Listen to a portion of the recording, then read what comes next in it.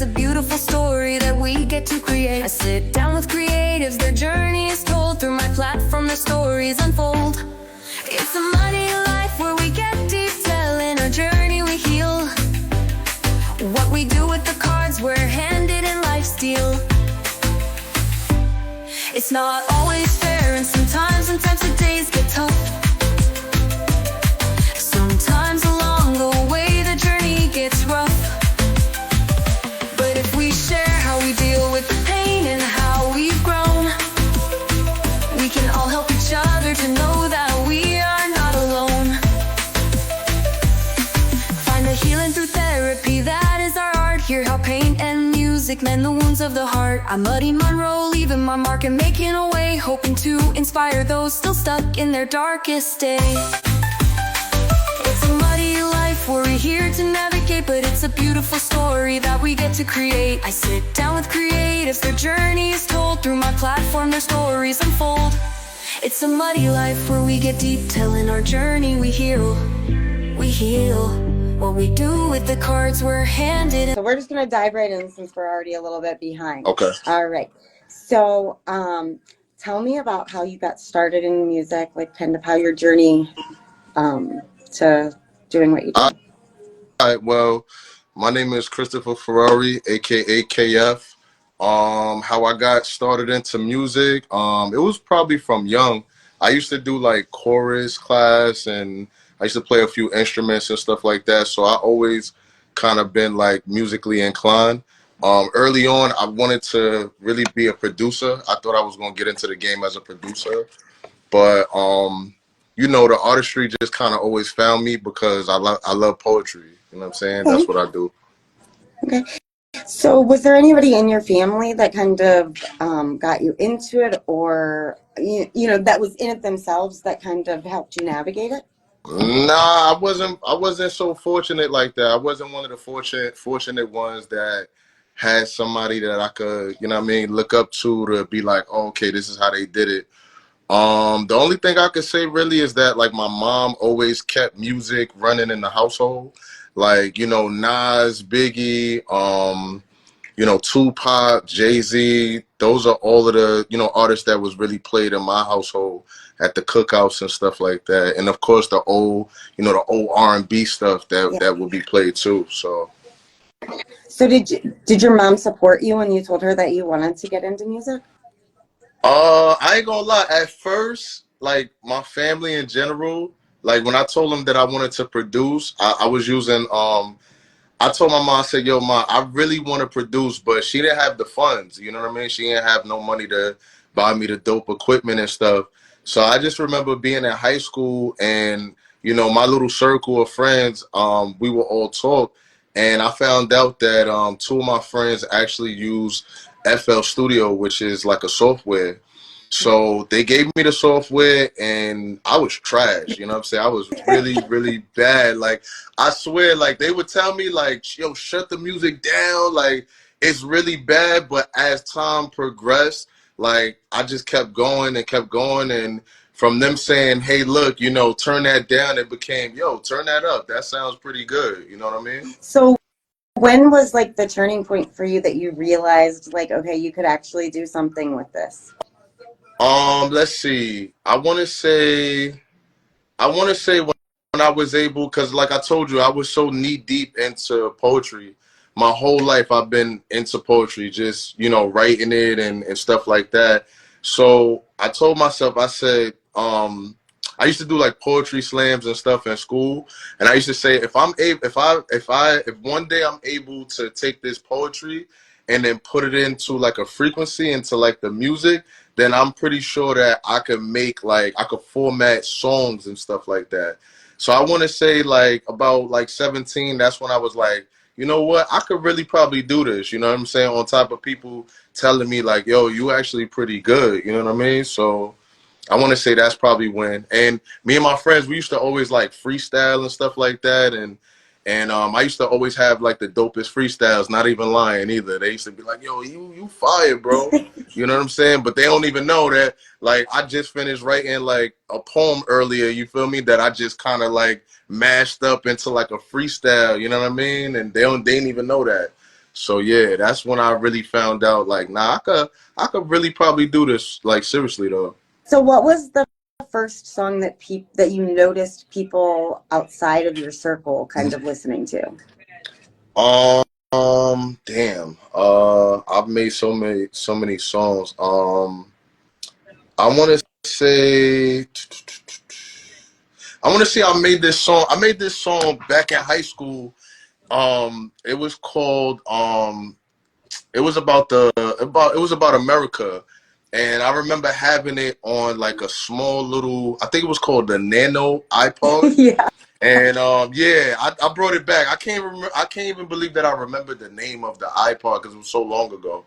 But and now I'm telling my age too. But no, but yeah, like I just remember me and one of my ex co-producers, we brung that song to school. We had did it on Audacity on the computer, and we brung it to school. And I was letting everybody in the school like kind of listen to it.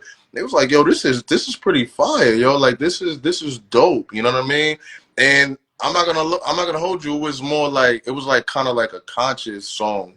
And so it was crazy that my peers actually like kind of gravitated to it. I was like, wow, because it was people that wasn't even interested into music at all that was like listening to it, and I was just like on it, like, okay, maybe I could really do this. Like, So how did that make you feel? oh, that made me feel great because that meant that I was able to articulate a way to actually express how I feel through this art. You know what I'm saying? Like I said, poetry has always been that for me. But like I said, I always told myself if I'm able to put my poetry into some type of musical frequency, I already and touch people the way I do with the poetry, then I already know that I'll probably be successful in this.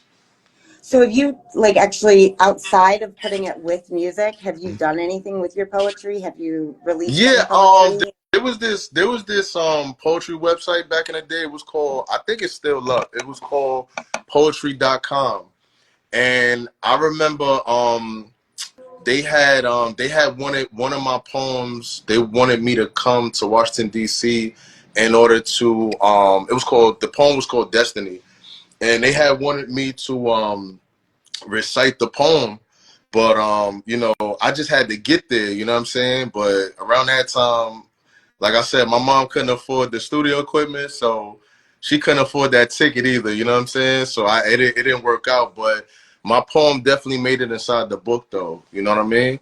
And also I made another poem. It was called A Sight of Better Days, and it was for my aunt. She had passed away, but I was actually able to recite it to her on her deathbed. So, and then some of my family members, they didn't know that I wrote, and you could just see their faces. Like I'm like this 15, 16-year-old kid, and even the vocabulary was so intriguing that they were just like, wow, like, he's really, he's really smart. You know what I mean? I guess I guess they didn't think that of me because, I would be so quiet about, how I felt and stuff like that.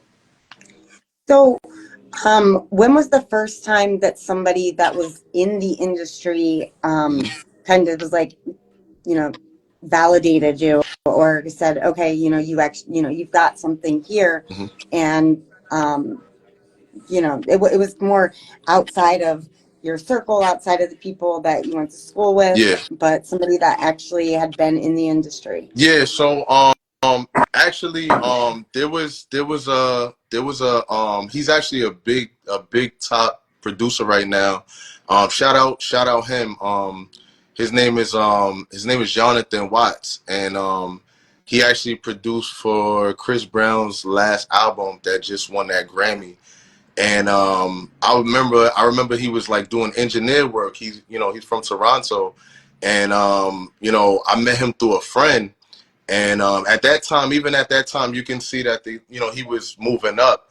He was already had like the connections in the industry, and he was just like, "Yo, bro, like this is really dope." You know what I'm saying? Like you're really dope. You're a great writer. You pick like very great beats. You know what I mean? That sync with your vocals. So I want to say that probably was like the first time that I was like, oh yeah, this is a person that's in the industry a little bit already, and they validating me. So nah, that definitely gave me a lot of confidence for sure.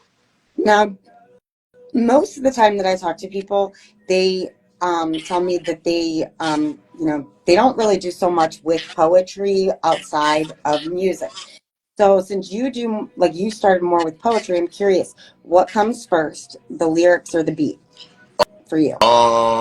Yeah, for me, it like if I'm doing poetry, obviously, you saying like if I'm doing like a song, like if I'm Yeah. doing oh yeah, I would I would say most of the time it would have to be the beat first. But it's been times like if it's something personal that I want to write about, then it's been times where I've made the lyrics first, you know what I'm saying? And then I've chosen the beat. So I want to say it really depends. It depends on the mood that I'm in, to be honest with you. Was there anybody that kind of doubted you or kind of tried to discourage you from going into music when you were starting out? Um, I want to say yeah. There was a couple of people that was just like, that's not realistic. You know what I mean? We don't really discuss like the haters and shit like that. But yeah, it was a couple of people that was just like, yeah, maybe you should do this, do that. You know what I'm saying? And then as I got older, it was just like, damn, maybe they're right. I did get a little discouraged, you know what I'm saying? Like, cause I'm like, damn, maybe they're right. I got bills to pay. I got this to do. And I'm spending all this time with the music and nothing was really popping off at that time. But I just kept at it, to be honest with you. I was gonna quit music, you know what I'm saying? I really was. That's why I think my story is so fascinating because, like I explained earlier, I lost my aunt. I also lost my mother and also my stepfather, who was like I was really close with them. So your And like core after support system. I said again, So I'm like your sorry. core support system was gone. Yeah, that was gone, and I'm just like, I don't have the motivation because, usually when you a young, impressionable black man from the hood, the first thing that we think about is, I want to buy my mom a nice house. I want to buy, you know what I'm saying? I want to buy my pops like a nice car, so that motivation it just wasn't there anymore. But then I said to myself, I said, you have a story to tell. You understand what I'm saying? And there's people out there that had it worse than you and have it worse than you. And who am I to, pretty much neglect a gift, because that's what it is, I feel. Who am I to neglect a gift that was given to me? That's something that was given to me. You understand? So Absolutely. I said, you know what? That was my confidence. My confidence came from, hey, look, there's other people out there that need, that need for you to continue on and that need to hear certain frequencies to get them out of the drought of depression or suicidal thoughts or dealing with haters or dealing with relationship stuff. Like, you need to continue to do this. So what advice would you give to somebody that is in that position where, they're right there on the verge, like, do I give up? Do I keep going? Kind of maybe do have the haters or somebody discouraging them from it. What advice would you give to them? I would say um keep going. You know what I'm saying? Push through the doubt, push through the haters, push through the trials and the tribulations, because at some point you're gonna strike gold. Just keep going. You know what I mean? The only person that's stopping you is you. You understand? And you have the power to control that. That's the only thing that we have, I feel, control of is how far we take it. You know what I'm saying? So even now, I'm still on the up and coming. But I think what differs me from someone else is that I have been through a lot of stuff. I've been through homelessness. There's been times where I lived in my car. You know what I'm saying? But I just kept doing it. I would go to the studio. Some of the engineers, some of the studios that I would go to, they wouldn't even know. I mean, it's not something that I would hide, but they wouldn't even know, like, damn, I just made a dope song, but you don't even know when I leave here, I'm going right to my car to go to sleep. You know what I'm saying? Like, people didn't know that about me. They didn't know, like, a lot of stuff. I even talk about how I lived in every borough. I'm originally from Brooklyn. right? I'm originally from Marcy Projects, but I've lived in every borough due to homelessness. You understand? Like as a teenager, I never got comfortable. Never got comfortable in the school. Never got really comfortable in the environment. I've met so many people in this city. Like I say, it's the good, the bad, and the ugly. I love this city, but a lot of people didn't know that I was struggling. I don't think I wear that on me, so I think that's God right there. Absolutely, yeah. So how did you kind of get yourself out of that situation? And, you know, Time, I would say time and patience. You got to be patient with yourself. You got to give yourself time to heal. You know what I'm saying? You got to go through it. You got to face everything. You got to face the depression. You got to face the uncomfortability. You got to go through these things, because if you don't go through it, if you don't go through these things, then you won't have the experience to pretty much succeed in other stuff that's a little bit more trivial than what you're going through in that current time. You know what I mean? So yeah, absolutely. So you've gone through, all of, the struggles, and, you've gotten yourself in a pretty good position, and, mhm, you're still moving up and everything. mhm. Um, so what do you have going on now? Like, what is it, like what's happening with your, Absolutely. Right now, I just been last year, to close the year out, I actually I performed at Styles P's birthday party okay. at Lit 21. You know what I mean? Definitely shout out to Lit 21, even though they closed down. I think I was one of like the last performances or shows that I was my performance was one of the last shows before they closed down. I just been doing shows, you know what I mean? I just been, like I said, get myself more and more confident to be around people. I'm working on a new tape right now. I just dropped a single called Motion. That's one of the first singles off the tape. So I'm just working right now, expect that to be coming in a couple of months. Like I said, that's a little bit of, that's what's up.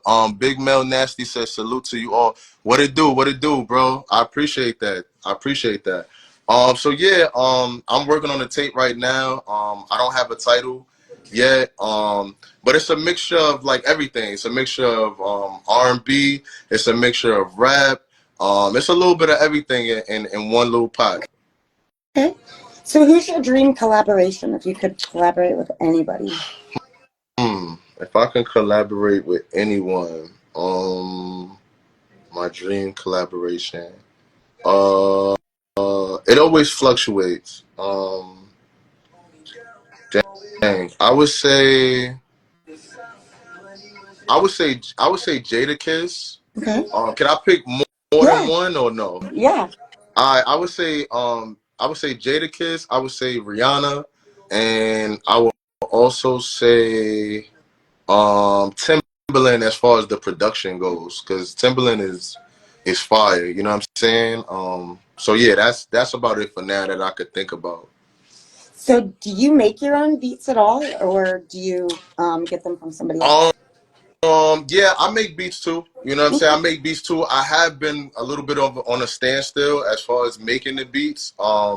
Only because like, everything is time. So sometimes I don't really be having the time between working my own job and doing shows and being in the studio. Sometimes I don't always have the time to actually make beats, but I do make beats though, for sure. And then do you have a team that you work with, or, because you're not signed, right? You're independent. Is that correct? No, I'm independent. Okay, Yeah, that's what I I'm thought. independent.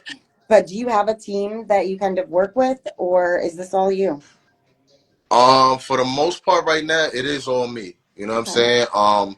I just want to make it where as though I put so much time and energy and sweat into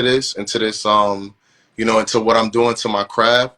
I just want to make sure whatever decision that I decide to make, that it's one that is suitable for me. So I have been in talks with certain companies, but I've been like very hesitant because I'm just like, I need things to be a certain way. I don't want to be one of those artists which I probably won't anyway, but I don't want to be one of those artists that y'all see, you know, on Twitter talking about, yo, they shelved me, like I'm leaving the label, you know what I'm saying? All dramatic and shit. And then like a week later, they drop their tape and everything is good. I don't want to be one of those artists. I want to Right. have freedom. You know what I'm saying? And I understand that freedom or leverage, that takes time to build. You know what I'm saying? So I'm not gonna say that I wouldn't sign, but if I did choose to sign, it would be more like distribution.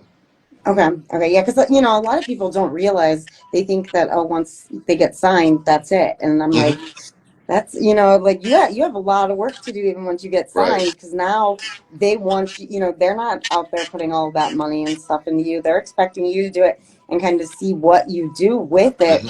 And they're waiting for you to do something that shows them that they want to put some money into you. And people don't realize that once you get signed, it's not Yeah. it. That doesn't mean that you get to just sit back and do nothing. Yeah, back in the day, like me and my homies, my little small crew, like that was the goal back in the day. The goal was always like, yo, we're gonna get signed and we're gonna be able to buy all these cars and jewelry and stuff like that was always the goal, like I'm from like the Dipset era, like if I can say, you know what I mean? So that was like it was just flashy and But like yo, even we're gonna back come back to the then, huh? they didn't own that stuff. The label owned those Right. cars that you would see them with. The parties that were put on and stuff.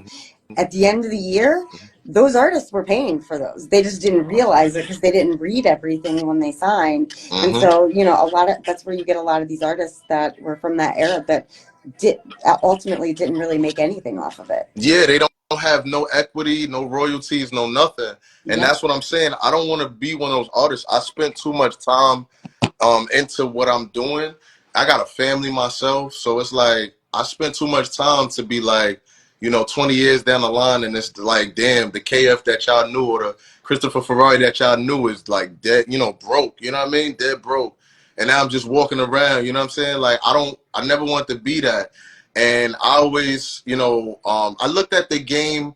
I had enough time to really study the game and see where a lot of artists made their mistakes, and a lot of their mistakes came from just being impulsive. You know what I'm saying? Like, and I get it. We come from Going from backgrounds that nothing. it's like we don't have food, we don't have things. Just the necessities. Like they call it like like it's like a pyramid of like the necessities that you actually need: food, water. Sex is in there as well. But some of us don't have the top tier, which is just the food and the water. So a lot of us say, you know what? Hey, look, let me just sign this deal, and I'll recoup whatever later. But it don't always happen like that. You know what I'm Right. saying? So Absolutely. yeah, I'm just one of those people where I'd rather wait it out and just protect my intellectual property. Absolutely. Now, I guess the song that I found you was "No Love." Yeah, So no love. what's the inspiration behind that? Yeah, no love. It's just I just wanted to kind of show my storytelling. The story's not necessarily about me. But like I said, I write poetry, so sometimes the story might be about somebody that I know or somebody that's close to me. You know what I'm saying?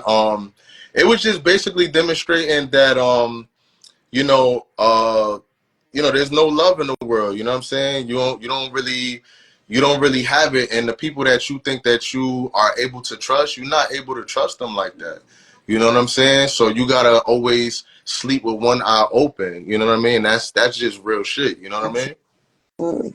Now, what is the music scene like locally? You said that you've kind of been around a few different areas there. Hmm. So what is the music scene like there? And I'm asking because, Cleveland's kind of got that crabs in a bucket mentality, which Yeah, where there's a group of people that are like really trying to change that. hmm, But and we talk about that's kind of why Atlanta is popping with music, because everybody works together, yeah, everybody kind of helps each other. And so I'm curious to know, New York, what is it like there? Because I mean, you kind of have a lot of things going on in New York. yeah. I mean, in New York, so you want me to talk about the sound, or you want me to talk about which one you want me to talk about I first? Because you I don't said the know scene. about like the The industry there. Kind of. industry is very political, I would say. Okay. It's very political. And it's like a popularity contest. It reminds me a little bit of high school a little bit, where it's like, people won't say certain things or they won't move a certain way just because they don't want to piss off the wrong people. So, and then you got these flimsy ass, promoters who they just trying to get, a buck. So, I've ran into a scam before, you know what I'm saying? I've ran into scams and stuff. So, you just here it's kind of like out there too. You know what I'm Really? saying? It's a crab in a barrel type of mentality. But I think that it's getting better. You know what I'm saying? It's getting better as far as just the community. You know what I'm saying? The community of artists who think a lot like me. You know what I'm saying? I'm just the face.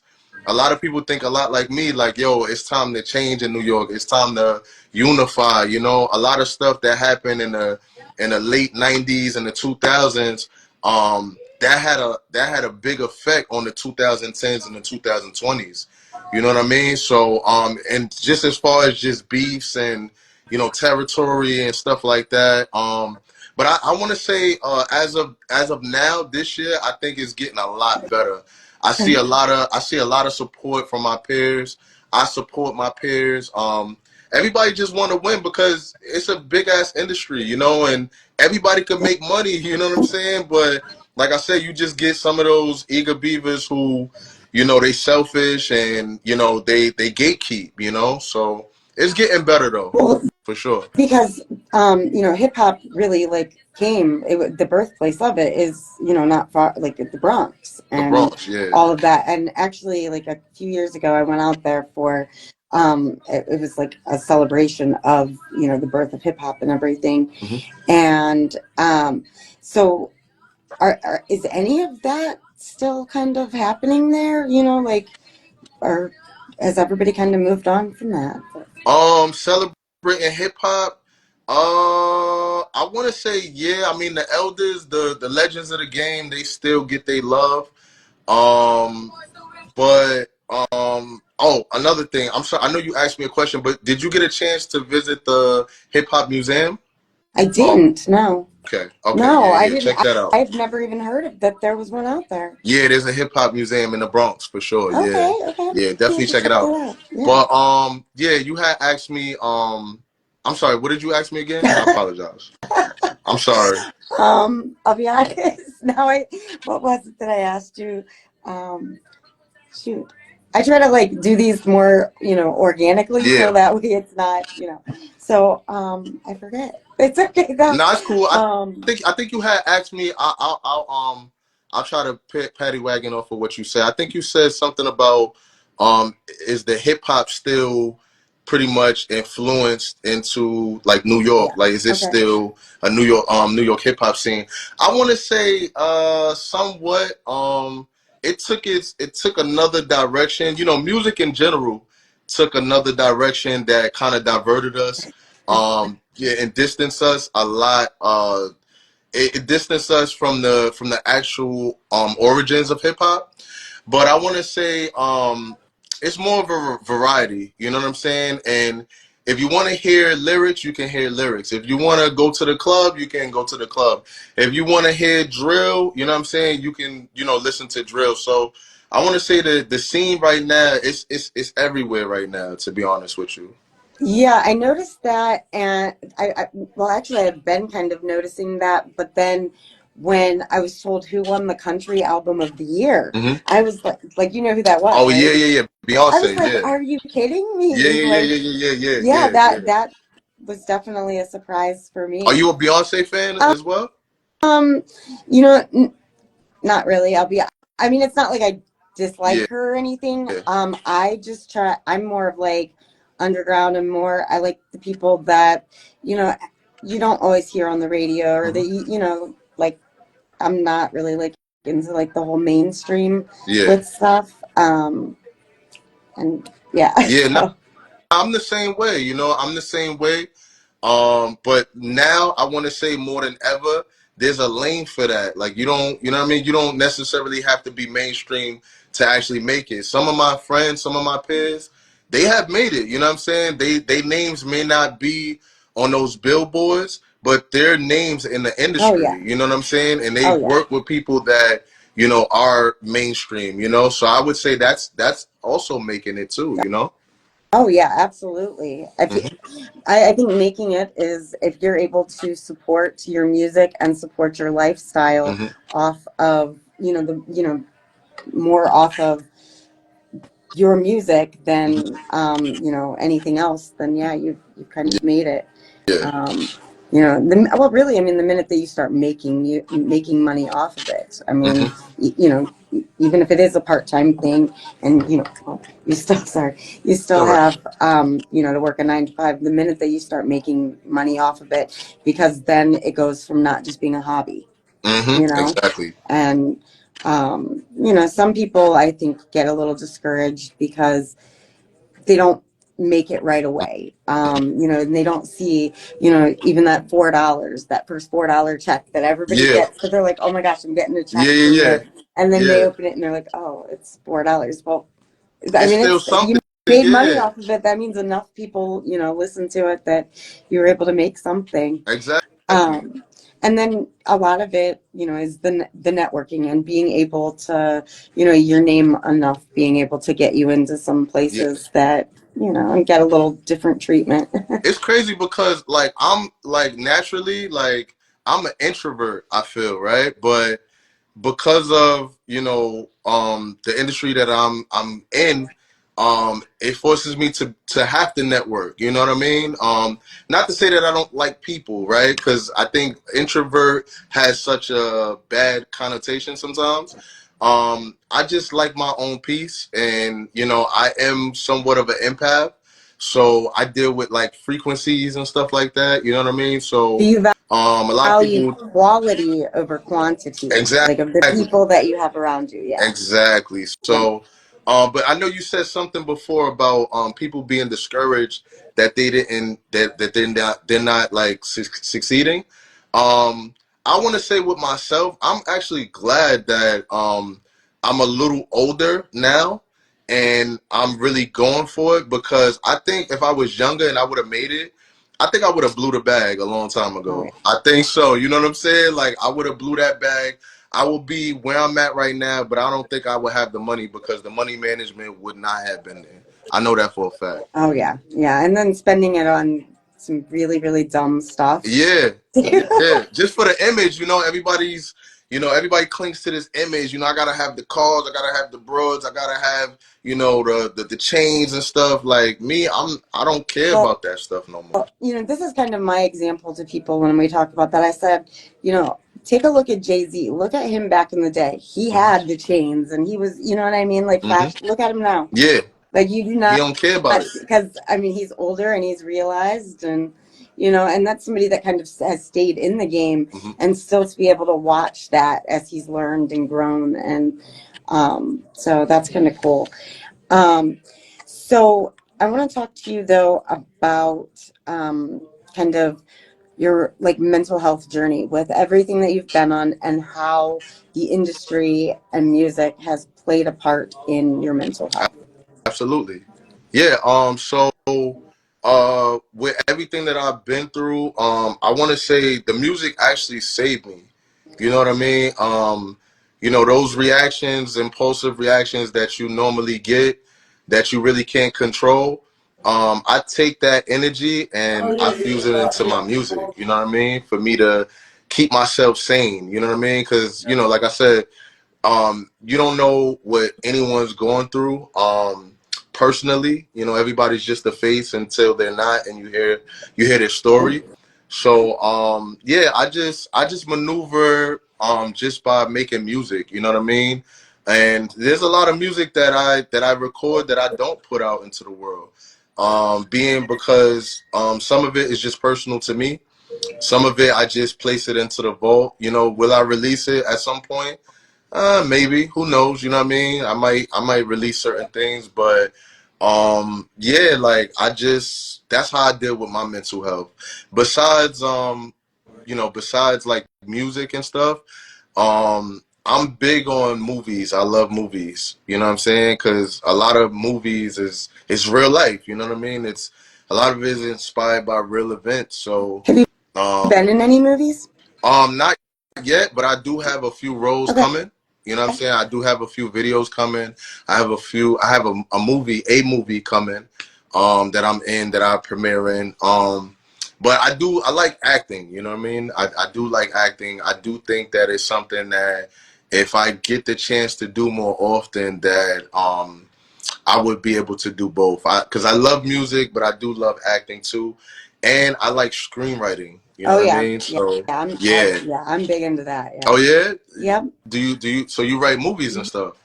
Oh, that's dope. Yeah. Actually, I graduate next month, Hmm. but I'll show you kind of where I'm at. I'll just take you on a little walk with me Yeah, and for go sure. through this. But I'm actually graduating next month from the Ohio Media School. Oh, that's dope. So that's the studio that we were in Oh, that's there, so dope. and so we have a lot of kind of. I'll just give you a little peek at different things. Here's another studio that we have, Oh, wow. and then they have a program that kind of focuses on sports Hmm. as well. So there's that, and where is everybody? But I'll just take on a little Yeah, tour here. yeah, So yeah, yeah. I these like that. I are like that. all I like the studio. It studios. looks dope. Each of these are like little recording studios. Oh, wow. Um, I gotta come out there. I gotta come out there. We gotta do a real sit down. yeah, You they're know what I'm saying? actually making a movie right now. Like I'll show you. Oh, wow. Peek in here. Yeah. Oh, that's dope. Yeah, Wow. they're in there making a movie right now, and then they give us offers for internships and things like that. That's dope. And actually, we're gonna walk past one of the instructors right now, and Okay. he focuses on movies. He's doing a movie What's right up, brother? now. That's How you doing? That's what's up. and then these are all kind of like spotlights of people that alumni that have kind of made it in the industry that have graduated. Wow. And then we also have another part, which is the audio emphasis, which is what they're doing That's in dope. there. And then we have green screen room. Y'all got everything. That's a one-stop shop. hmm And then this is our control room here. And that controls Wow. like our, yeah. So Nah, that's dope though. yeah, it's pretty cool. And then all of the instructors they're not people that went to school um for teaching. They are actually like people who work in the industry. Hmm. So yeah. Nah, that's super dope. That's super dope. So are you working on anything up and coming? Like, do you have? I know you interviewing me, but I mean that's I mean you just gave me a tour of like a whole studio. Like, do you have anything coming up that you working on? I do. So outside of this, well, I think I kind of explained to you. So this is actually like a whole 5-year Hmm. project.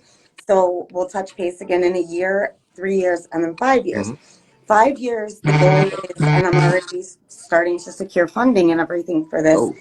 But 5 years, when we touch base, my goal is to have funding to be able to bring everybody in and like kind of do like almost like a reunion type thing. Hmm. We'll sit down and we'll watch, clips from over the years, talk about like, how everybody's progressed. Yeah. But the ultimate end of it will be a documentary. And it will be specifically discussing, like everybody's kind of journey, but focusing on like the mental health aspect of it. Hmm. And like I said, I mean, there's the good, the bad, and everything in between. Absolutely. You know, being creative and stuff definitely helps people to kind of get it out, whatever it is that they're feeling.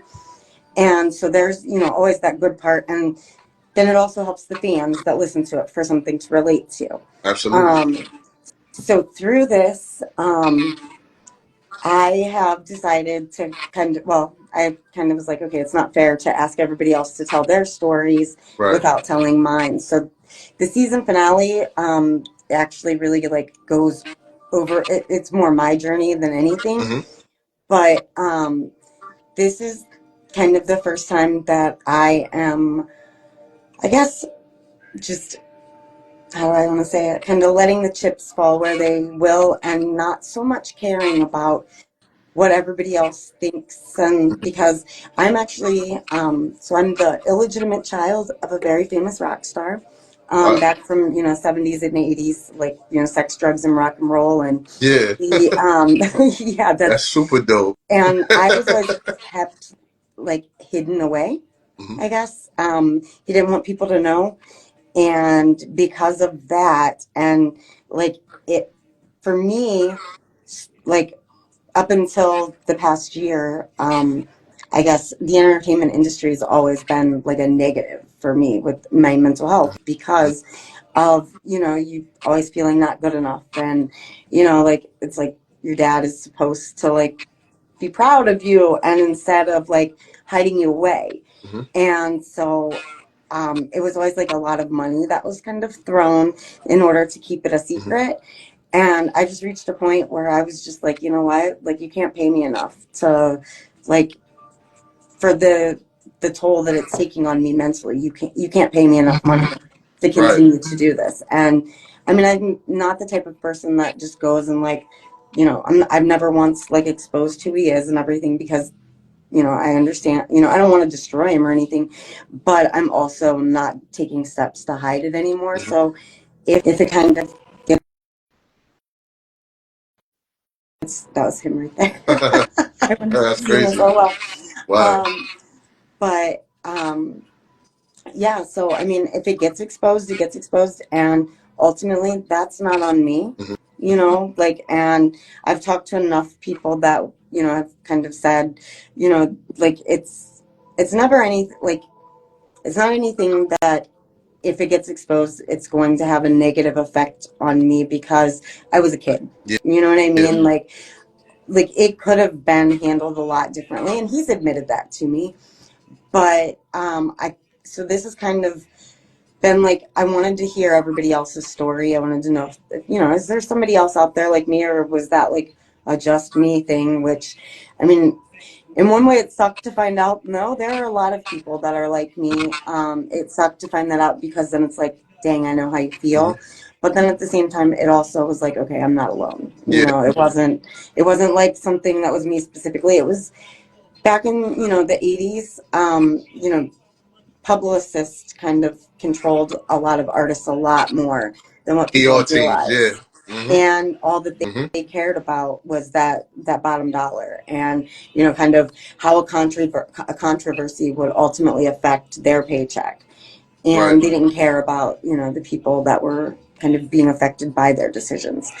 And Right. so that's kind of where it all has kind of evolved from. But outside of the podcast and the documentary, um, so do you guys have something there called like where it's like the 48-hour film project? Do you guys have anything like that? 48-hour film project. Yeah, so it's basically like a competition that happens all Yes. over. Okay. Yes. And you have 48 hours from start to finish to make a movie? Yes, I believe so. I'm not sure, but I think it's like an independent film thing, right? Or something Yeah, like that. and but then like so you get your team together and then like you go in, you find out what your genre is because you don't know until that day what your Hmm. genre is. So they give you your genre, they give you a character name, a Hmm. line that has to be used in the movie, and a prop. Hmm. And then you have 48 hours to make a complete movie. And I mean that's everything from writing it to to getting it uploaded to I mean you have to score your music, you have to I mean everything Wow, that's kind like of in I've 48 never hours. heard of it, but I mean, I'm pretty sure there's something like that out here. If I look it up, I'll look it up. Matter of fact, Okay. I'm pretty sure it's something like that out here, though. Yeah, That's because super. Cleveland actually is one of the cities that they because like I said, it's this big thing and it's actually worldwide. Hmm. They just kind of have selected different cities all over the world, Hmm. and so that'll be coming up this summer.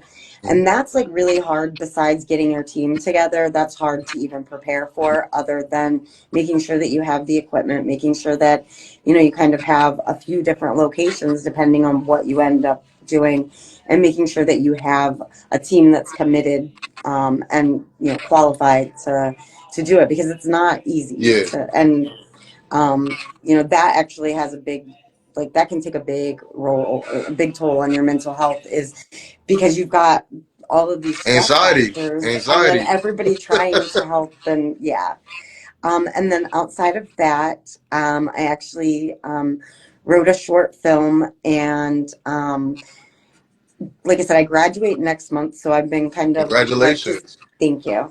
Hmm. I've been just kind of getting that, everything ready for that, because I didn't want to start actually like production of it at all until I knew that I could focus completely on that.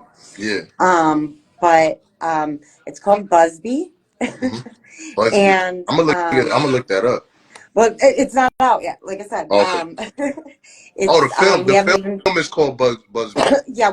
The screenplay that I wrote is called Okay. Busby, and it's getting everything in place to even begin pre-production, because once I graduate, that's what I'm going to do, Hmm. is I'm going to begin pre-production on that, and get everything kind of set up so that way we can get that out there. But it's a really cool concept, and it's lightly based upon a true story on somebody in my family. I just kind of added a little bit more twists, Yeah. but it's one of those things that, you have a family member that kept a secret from everybody for a really long time, and you don't find out until they pass away.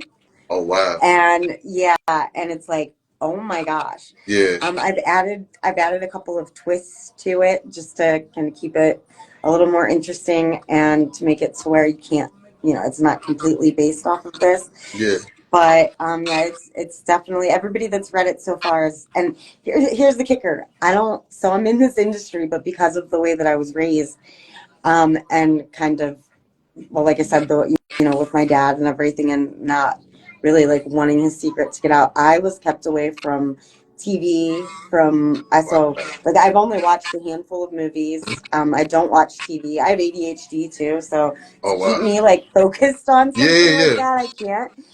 But yeah, so I'm able to write stuff that people have never heard of before, because I'm not kind of even subconsciously bringing in ideas that somebody's already done out there, because Right. I don't know what they are. Right. I remember whenever I was a kid, I watched.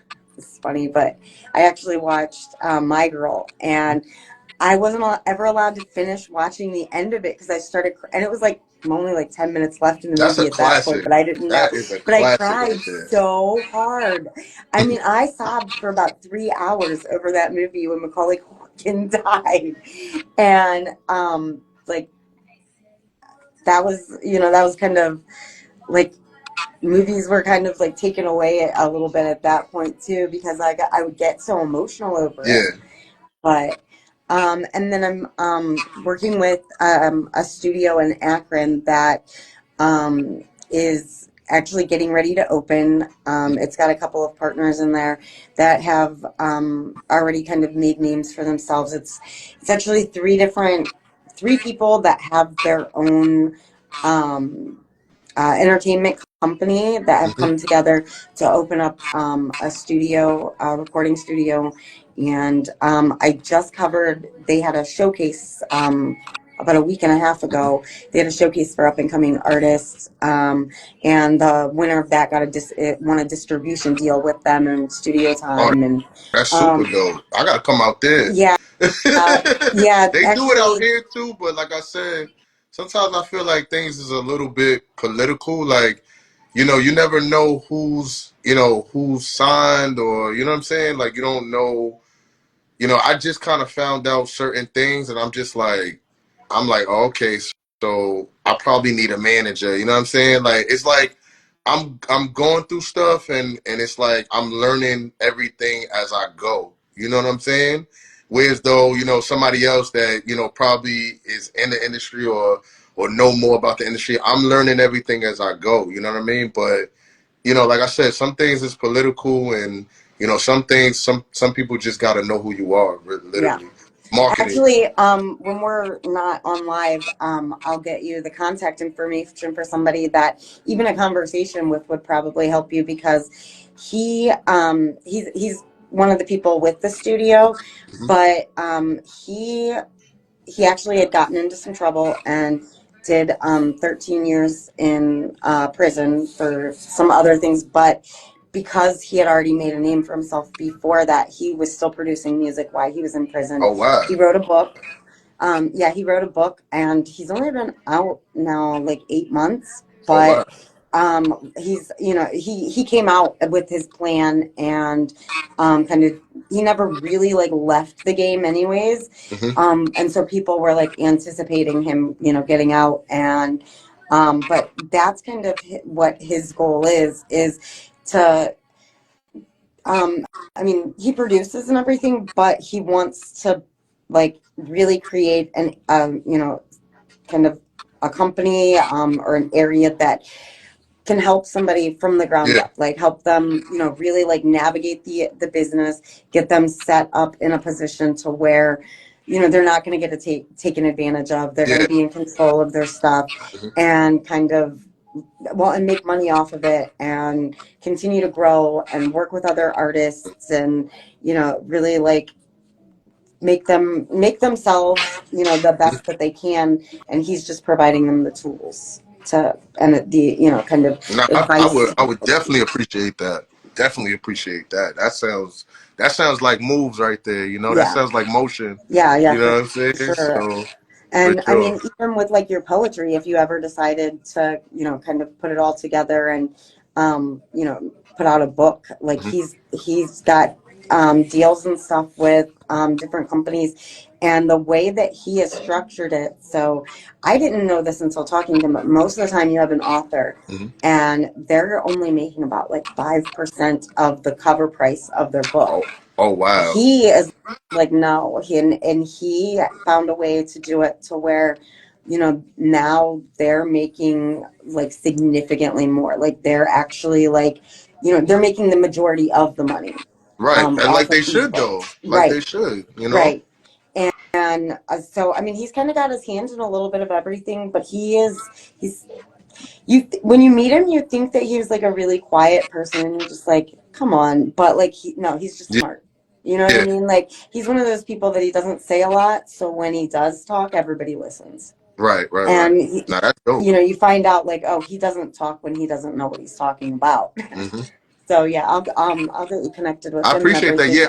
I love people like that. You know what I mean? Because I'm also one of those people where I'm not gonna talk about what I don't know, but I'll go do the research. You know what I'm saying? There's so many avenues for me to go ahead and do some research. You know what I mean? Yep. Do back in the day it was reference books. Now it's Google. You know what I'm saying? So it's so much avenues in order to gain information. But talking to someone that is in there already, that's Hmm. definitely useful. More Oh useful. yeah.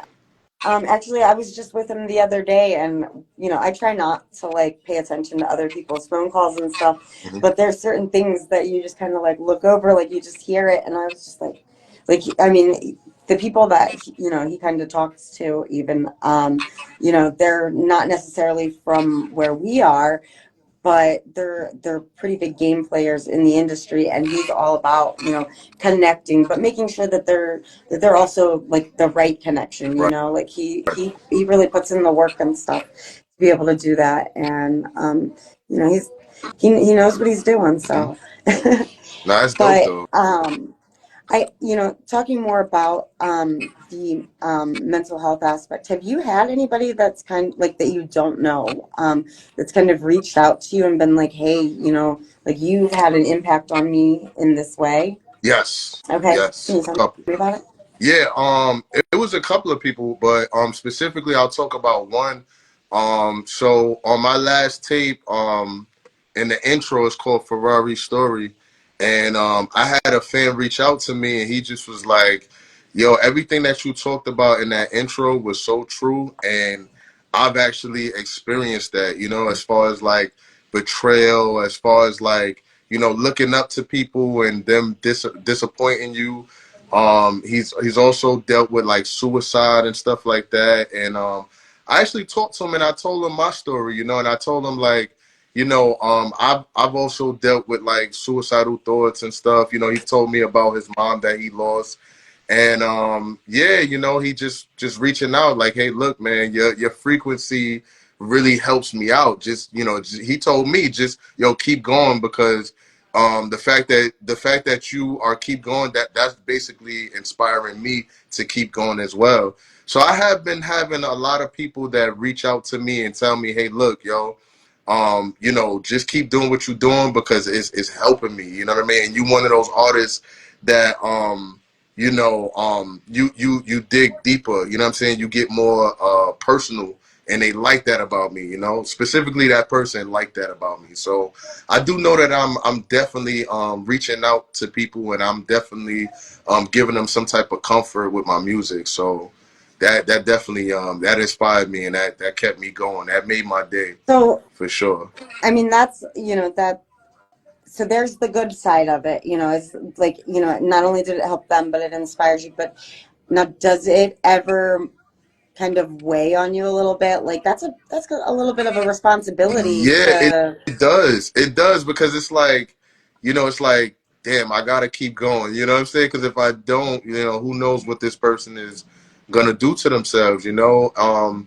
But like I said too, like I was big on SoundCloud back in the day. You know what I mean? Like I'm still pretty big on SoundCloud, but you know that's why I don't negate like my SoundCloud. You know, you get certain artists, they get to a certain level and they're just like, you know, I'm not doing that no more.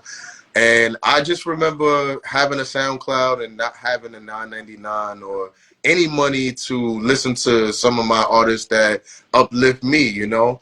And you know, some of them kept their SoundCloud, and I'm like, oh yeah, I get to listen to this for free, but I'm gonna download it. You know, I'm still supporting, but I don't have the funds to actually do it. So I said, you know what? Let me continue to do that, because there's people that have reached out to me that say, yo, are you gonna put your stuff on SoundCloud?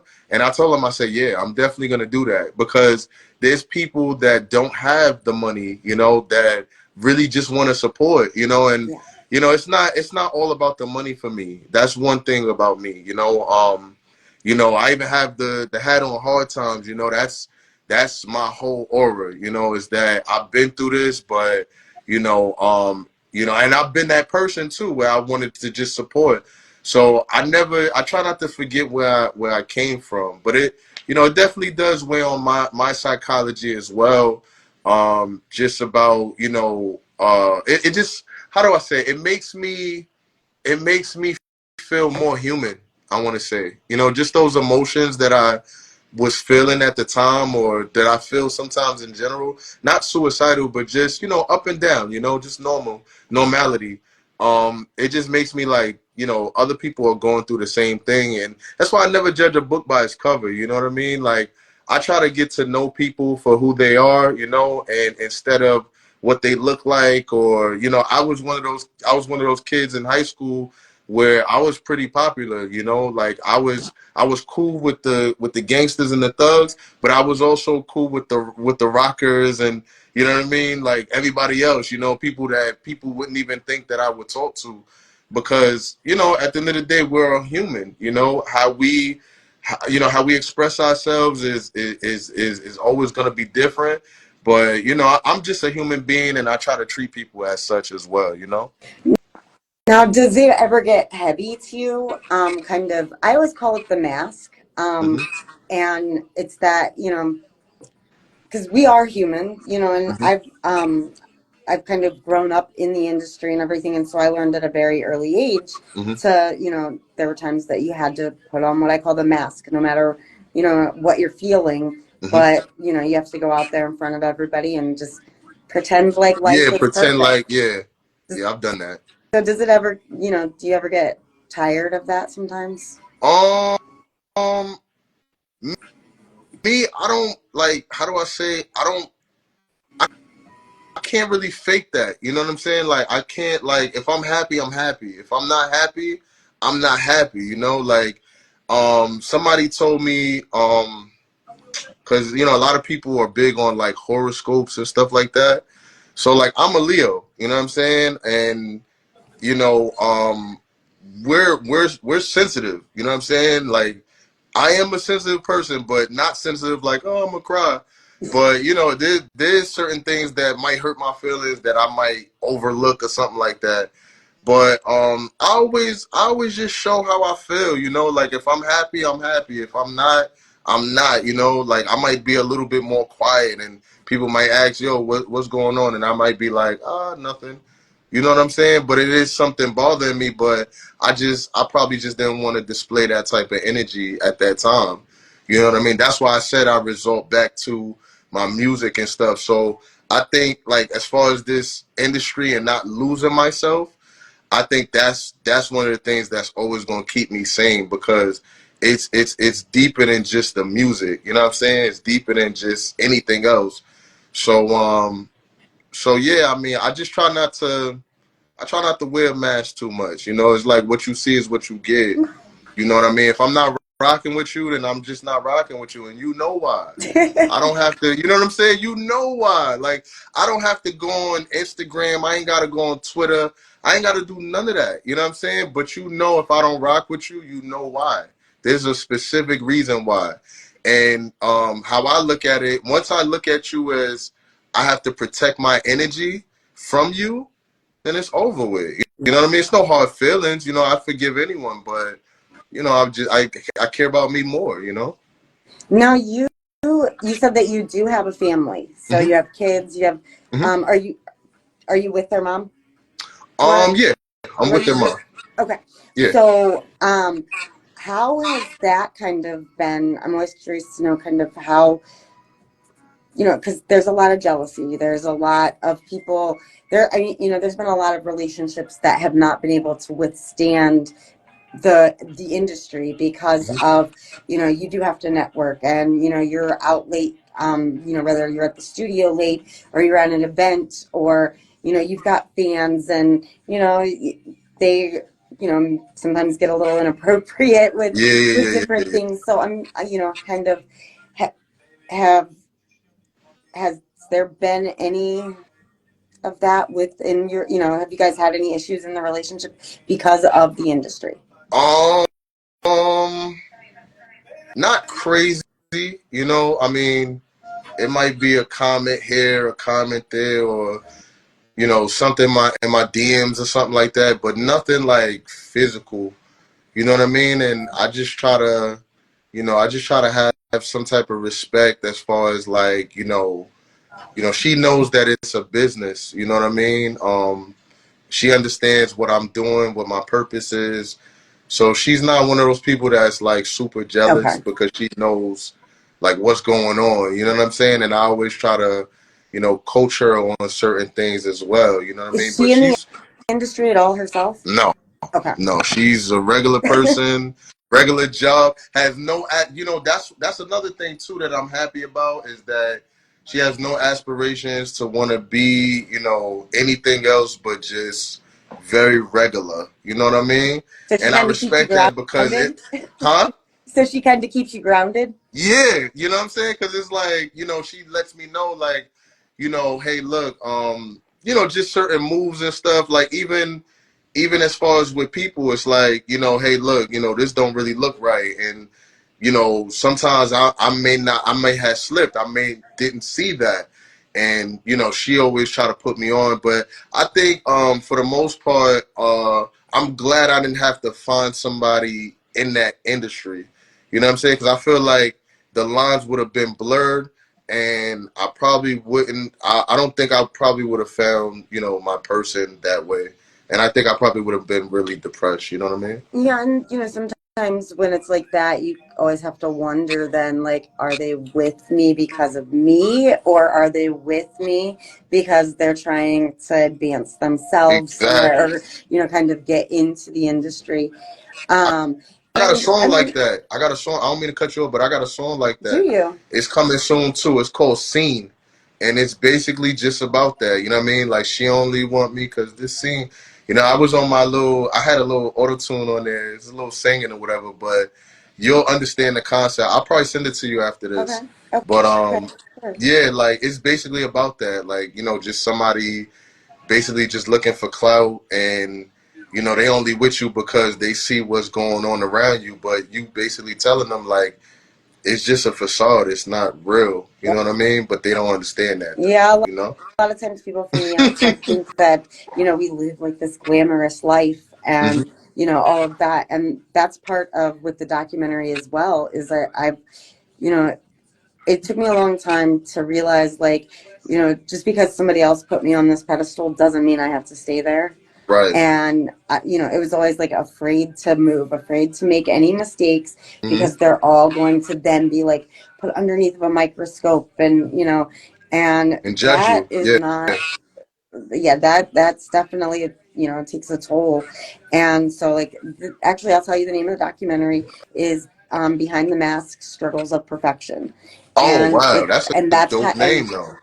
yeah, You that's where segued kind of into it that came very from. smoothly, very smoothly, because you asked me about, you know, the mask and everything. That was smooth. I like Yeah. that. I like that. um but so the kids, how old are your kids? Yeah, I have a 12-year-old. You know what I'm saying? That's my oldest. Okay. And you know what I mean? Then I have a 3-year-old.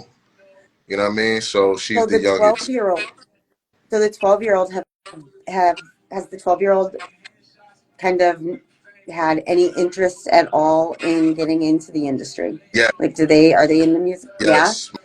My Okay. kids, yeah, my kids, I see where I get it from and just my focus and like just, you know, when you have kids, it's like you don't realize how much a lot of times it's just in you. You know what I'm saying? It's like in your DNA. Then I see my kids and I'm like, you know, my youngest, she loves to sing, you know, she's just like a singer, like naturally. And I'm just like, wow, I was doing that, but I thought that it was just something that I like to do, but really it probably was just in my DNA, you know what I mean? You don't realize it till you see your kids and then you're like, oh wow, this is just in her. You know Oh what I mean? yeah. Or this is in him. So yeah, like Yeah, they do have, but creativity definitely does kind of run it. It's, what they say, it's in your genes, that the creativity, because I mean, if anything, I can say that that is something that I got from my dad is mhm. I can write. Yeah, Like yeah. um, You have many but kids or no?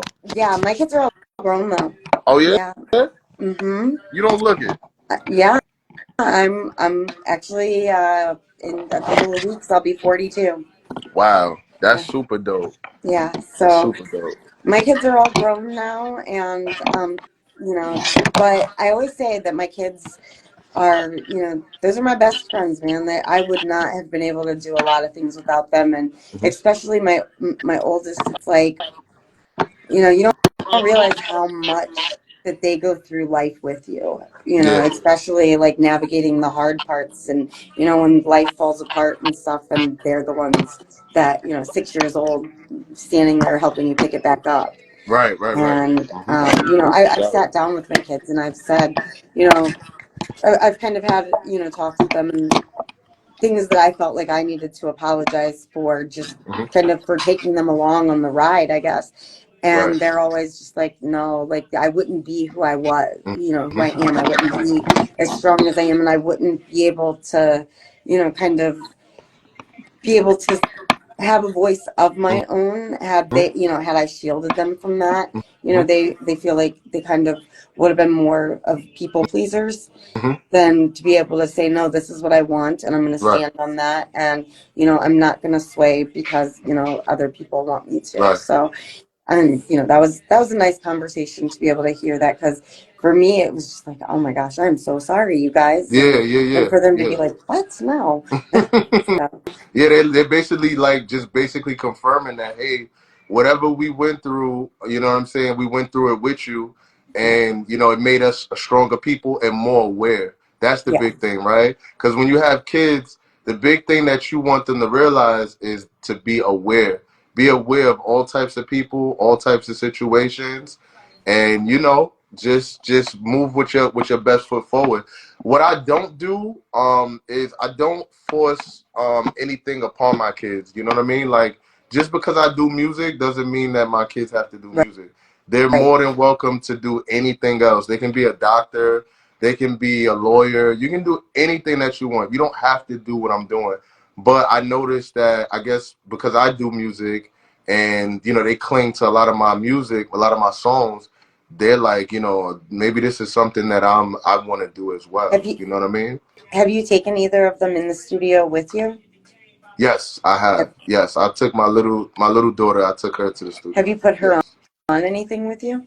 Yes, I have. Okay. So it's funny that you asked that because the song is called Hard Times. It's actually on my YouTube. I dropped the video last year, and at the end, her vocal, her voice is on there. Okay. So yeah, I definitely put her in there, and then I'm gonna try to get her in another video this year too. So yeah, I have kind of infused them. I don't want to really push them too Right. crazy into the limelight like that because I want them to still have their, because kids change. They, now they say, oh, I want to do this, I want to do that, and then they get older and they say, oh, I didn't really want to do that at all.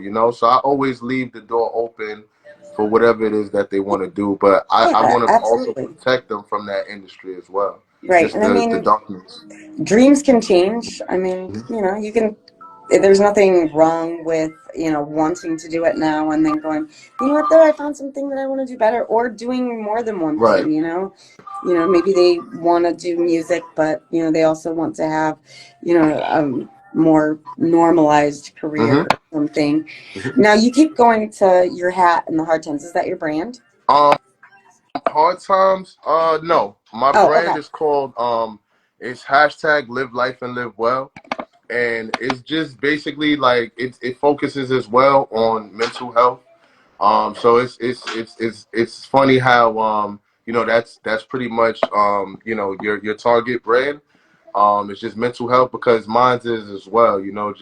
Just basically, live life and live well is just basically like, you know, um, you're gonna go through hardships, you're gonna go through hard times. You know what I mean? Point intended. But just keep going.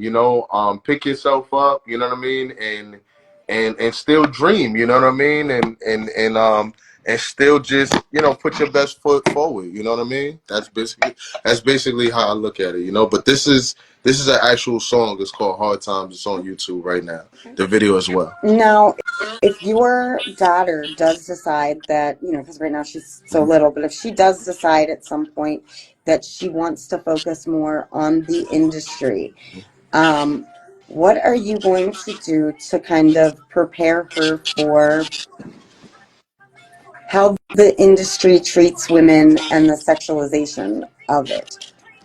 Yeah, so with my kids, specifically my daughters, I always just try to I tell them you know, your mental, your mind, your brain, you being smart is always gonna make you go further. You know what I'm saying? Like I always push that, because like you said, it's very sexualized, very to the point where they'll see something and they go, "Ew, daddy, like that's disgusting." You know what I mean? Or they'll close their eyes or they'll turn it off. Like they're already kind of like, subconsciously already aware of where we're at. You know what I mean? So um that's I pretty much just my daughters are beautiful, by the way, but um I let them know it's not all about looks. You know what I mean? Looks is looks, but your intelligence is really what matters and how people are going to judge you. So that's pretty much how I do it. I mean, they're so young right now, but I still reiterate stuff like that because I see a lot of women in the industry and they sell themselves so short. You know what I mean? And they have so much talent and they sell themselves so short just for the buck. And they don't realize that they're being played. They don't realize that this industry is gonna chew them up and eat them and spit them out. You know what I mean? And nobody tells you that, you know what I'm saying? I mean, you don't have to make super godly music and be into Right. gospel, but it definitely serves you better to make more higher frequency music. You know what I mean? Oh, yeah. I deal a lot with the chakras. I deal a lot with the chakras. I keep mentioning frequency. I have a tattoo on my neck. I don't know if you can see it. It's the crown. A lot of Okay. people, yeah, a lot of people, if they don't know me, the first thing they think is this guy's a conceited son of a bitch. Excuse my French. But it's really based upon the crown chakra, you know what I mean, which it's just all about intelligence. It's all about not seeing things linear, not seeing things one dimensional, and dealing more with the mindset, because that's what's gonna basically save us all. Oh yeah. It's just the mindset, you know what I mean? In any avenue, any industry, it's your mindset. Your mindset creates your drive. Your mindset creates your focus. All of that loud noise that you hear, that shuts all of that out, because you have a path. You know what I mean? Yeah. And a lot of it is also making sure that you have people that kind of align with Hmm. what, your goals are and everything on your team. Because Absolutely. I'll be honest, I went quite a few years and kind of was managed by somebody that was very much sex sells, and Mm. noticed that that worked one time, and then the entire brand kind of Was all went about down that that. path. And I was just kind of along for the ride for a long time, until I finally was just like, you know what, like, I am so sick of the tattoo on my butt being recognized more than Right. somebody seeing me. Right. And it it took a lot for me to be able to kind of actually like completely break away from that, Yeah. and to be able to say, you know what, like, I you know I have a brain too, and I've been in this industry my whole life, and I understand how things work. And like, from the time that I can remember, and being in studios and different in different environments and stuff in the industry, you know they people didn't necessarily take me seriously. Hmm. I mean, as a kid, obviously you're not, but like even older, because I think that they thought I was kind of just like that dumb blonde. Yes. And so That's I've probably been what they able to thought. witness things and hear conversations and stuff Hmm. that they would kick everybody else out of the room for, but Hmm. I'm sitting there like, Yeah.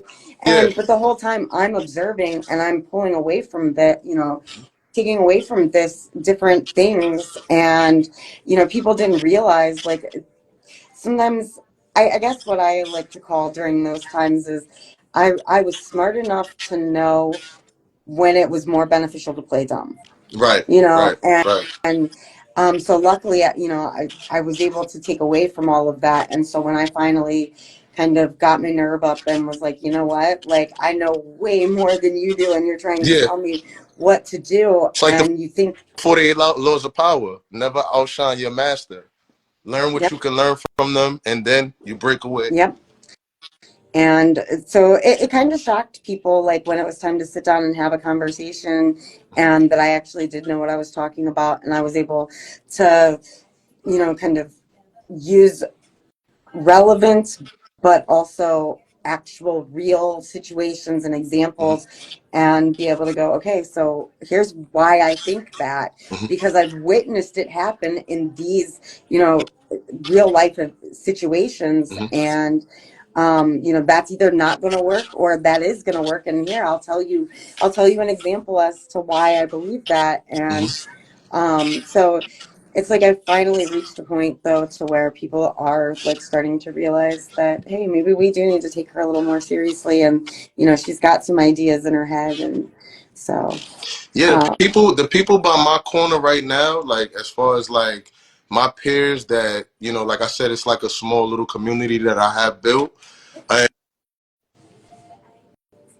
I can't hear you. share the same interests as me, and we're working towards a common goal. Those are people that genuinely just have an interest in what I'm doing. You know what I mean? As opposed to, like you said, you were pretty much used. You know what I mean? And someone that you put trust in to manage you, they looked at you as more of an object than anything else, and that can't feel good either. Sorry, these are timed lights in here, and when there's no movement, they go out. It's I'm all like, right. what the heck? But And I know that feeling too.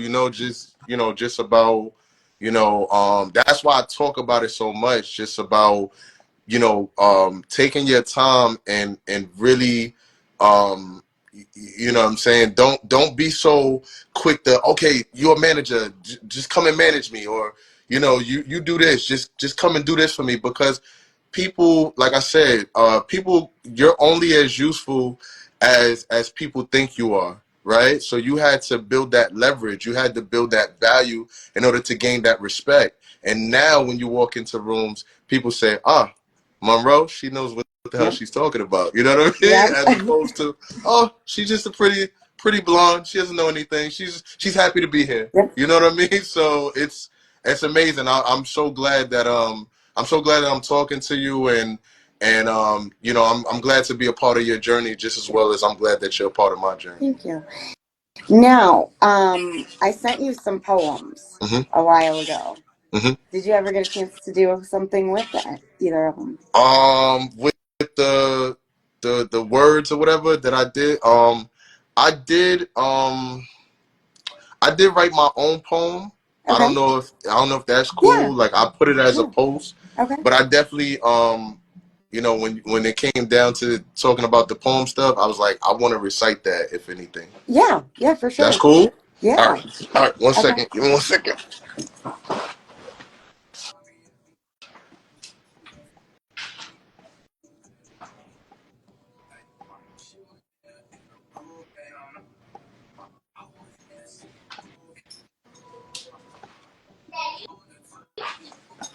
All right. So all right. So I had wrote a poem in my notes. Okay. This might have been like 2 years ago. So I definitely wanted to recite that. Okay. All right, 1 second.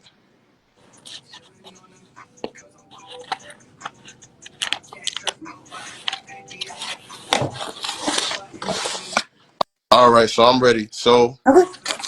all right, so all right, so I said a man broken don't have shit to lose. Wait, a man broken ain't got shit to prove. Close friends keeping up to see what I'm about to do. Doubted sometimes, but inside I think they always knew. I kept faith like the word on Pop's face. I was talking about Pop Smoke.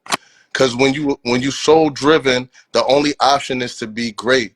So I'm here for it. Manifesting my next moves, this the year for it. Gotta be blunt. You gonna fail a couple of times before you make it once, and you gonna starve a couple times before you eat the lunch. You know we all go through hardship. That's what make you tough. Next, you business minded with a plan, money in the clutch. Got to know how to move. Some people talk too much. I'm in another ranking. All the shit I'm thinking, cause they sell you water when the ship is sinking. And when they say they love you, just know they all faking. Pros and cons for an icon. They call me a casket cushion, cause I body everything that I'm on. There you go. Wow. Yeah, that was like a mix between like some bars and also like some Oh yeah, poetry. I definitely got that feel from it. hmm Okay, so here I've got one for you that For kind of sure. goes along with kind of what we were just talking about like not being taken seriously for so long, and now people realize like you know hmm that who I am, and so it's stilettos quick as I walk through the door, wit sharp as nails, but my hustle's hardcore. Count my money as I'm making some more. Every move's a checkmate. Watch the empire soar. I'm Muddy Monroe, got the drip and the flow. A Barbie girl vibe, but a bit of street glow. From the art to the mic, I shine, let it show. Don't need Ken, I'm my own CEO. Chasing visions, leaving doubters behind, shattering ceilings with a powerful mind. Every step is carefully designed. Queen of my fate, no one else can define. Turning heads as I blaze my own trail. Never bow down, I was born to prevail. In my own lane, never slowing to snail. Victory's my goal, let success lead my trail. Mm. Yo, Muddy, yo, you was spitting just now. I'm like, yo, when you started spitting, I'm like, yo, I gotta get her on a song. She gotta be a feature, man, because she got bars. I said that to myself. That was very fire. Thank you. That was inspirational, just based upon everything that we talked about, and you know what I mean. Like I could just tell, like you got that CEO business mindset. and just keep going. You know what I mean? Just like I'm gonna keep going, and the sky's the limit for us. I promise you. Like that was fire. That was fire for sure. Thank you. Mhm. So now I need to ask you, because like I said, Mhm. we are going to touch base. I want to know what your 1 year goal is and what Mhm. your 5 year goal is. Okay. Okay. So my 1 year goal is basically to just, I mean, I feel like I've been getting better as far as just the marketing. And like I said, like I'm naturally an introvert, but because of the business that we're in, like we have to network, we have to put ourselves out there. Unless I just want to just make music for myself in the basement, you know what I mean? And play it for my family, right? But no, I want to be global. So in the next year, it's just more marketing, more visuals, so people know what I'm like, my personality. The next 5 years, I definitely want to set up um, something like almost like a retirement plan for artists. I want to be a part of that. You know what I mean? Because I find that a lot of artists, when they decide to stop doing music, they don't have anything. So I wanted to do like a musical union or something like that. I want to be a part of something like that. Okay. So I'm just putting it into the atmosphere. I haven't really. I haven't had any angles on it yet, but I just want to be a part of something like that. You know what I mean? Yeah, absolutely. All right. So now we're going to have our rapid fire. Okay. I'm just going to ask you some All questions and right, you cool. just say whatever the first thing that comes to mind. Cool. What's your favorite breakfast? Turkey, bacon, egg, and cheese. Turkey, bacon, Yeah, and because cheese. I don't really eat pork like that. And the Okay. Um, eggs is hot too, so I'm about to start cooking my eggs. if you could travel anywhere in the world, where would it be? It would probably be Equatorial Guinea. That's where I have DNA from there. You know what I'm saying? I actually took the DNA ancestry.com. And I took the test, and I have a lot of ancestry out there. So I would love to go there and visit there. It's beautiful. What's the legacy you'd like to leave for your kids? The type of legacy I would like to lead is just, no matter what people say, you gotta always believe in yourself. People will always say things, but it's not relevant until you believe it. And um, what's one thing that people think about you that is not true? Mm, I don't know. Sometimes I get a little. I've heard like arrogant. I'm not too arrogant. Like I'm a student. You know what I'm saying? In any avenue, in the music and in real life, like right now I work with my hands. Like I'm a maintenance guy. So you know what I'm saying? I'm always willing to learn more. I never feel like I ever hit a ceiling as far as what I could learn or what I could be taught. Outside of music, what would be your dream job? Oh, that's a good one. I was just talking about this with someone. A psychiatrist. Really? Isn't that funny? Yeah, I wanted to be a psychiatrist. Yeah. So Okay. it's like the music is kind of like it's that, So like when you asked me earlier about, how my music helps someone, like I always see myself being a psychiatrist. Okay. And now is when we are going to turn the tables and you get to ask me anything you want. Okay. Um, let's see. Uh, what do you like? What are you hoping to accomplish within the next 5 years of your life? The next 5 years. Hmm. Um, so my goal is to be able to go to the airport, jump on the next plane that's a domestic flight, anywhere in the U.S. Hmm. Excuse me. And, not even know where it is, just fly there, get off, go to the closest movie theater, be able to sit down because I won't have to look up and see where's playing it. I will know. And just be able to sit down and watch a movie and it comes up on the credits that it is a Muddy Monroe production. So That's what I'm talking about. that's my That's goal. what I'm talking about. That's fire though. Yeah. That's fire. So if anybody though wanted to get like find you or get in touch with you or, Hmm. hear your music or anything like that, how would they do that? Yeah, you could just look up Kristopher Ferrari on all platforms. You can hit me up on Instagram, you know what I mean, Ferrari the one. On every other platform is Kristopher Ferrari. If you want to, do a feature with me or something, my email is also on my bio as well. Yeah, it's very, very easy to contact me. You know what I mean, if you're looking for me. Okay, and then we'll also, when it gets edited, we'll put the links and stuff up there as Okay. well. Um, and then now my other goal is, because I do like to make movies and stuff, but I also love to make to come up with the concept behind them and direct them, music videos. Are you Oh, down? hell Okay. yeah. Yeah. Okay. I said, yo, I want to be a part of her movie. I want to be a part of her whatever she got going on. I rock with it. So Okay. yeah, For sure. I'm definitely probably gonna make a trip to you say you in Cleveland. Hmm. I'm gonna have to take a trip out there for sure. Okay. Yeah. There's a lot of stuff that comes out of Cleveland. Hmm. We definitely, we've got a lot of talent out here. It's just Hmm. getting everybody to help each other and then getting them to Yeah. kind of stay or come back. Yeah, for Um, sure.